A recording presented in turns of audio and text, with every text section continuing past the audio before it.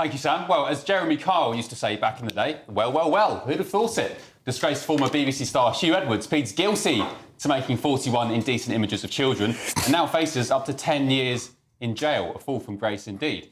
We know his dark secret now, of course. Westminster Magistrates Court was told on Wednesday that 7 of the 41 images fall under Category A, which is the most serious classification, and that's included 2 moving images of a young child, possibly aged between 7 and 9 years old. Grim is an understatement.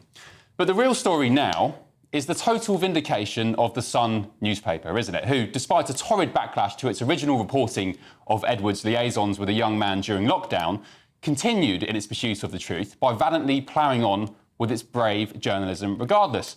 Aside from the fact he'll probably still bag his $300k a year pension, which we'll get onto later in the show, Edwards is now done and dusted. He's finished. But it's interesting, isn't it? I've not heard a peep from those who hysterically defended him to the hilt last year, choosing to rather slam the Sun newspaper and its journalists as homophobes and muckrakers, rather than a tabloid doing what it does best. The Sun's former editor, David Yelland, who, by the way, appears to be on some sort of left-wing internal guilt trip about his time at the helm of the paper, tweeted this in July 2023.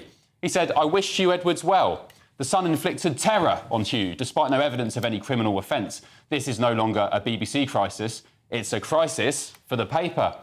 Owen Jones said, "The Sun is a disgusting rag, and they have to pay for what they've done to Huw Edwards. They tried to destroy someone's life with false claims of illegality involving a minor. We now know there was no criminality, and the Sun have driven a vulnerable man into medical care. Boo-hoo." Twitter armchair warrior Terry Christian said, "If Huw Edwards hasn't committed any criminality, would the Sun be guilty of harassment? Time for Leveson too." And former BBC man John Sopel, now of the Newsagents podcast, said, "This is an awful and shocking episode where there was no criminality, but perhaps a complicated private life. I hope that will give some cause to reflect." A complicated private life is one way of putting it, isn't it? I've not heard a peep from any of that lot since Edwards pled guilty on Wednesday. I've not heard an apology to the hard-working journalists at The Sun who made it all happen, not least editor Victoria Newson, reporter Scarlett Howes, newsdesk boss Alex Goss and Sun legal eagle Adam Cannon and his colleagues. And do you know why? This is the truth. Because the sneering left couldn't ever bring themselves to admit they were wrong and that the scummy tabloid they looked down their noses at was right. But the truth is, it was right, and it was the Sun what won it.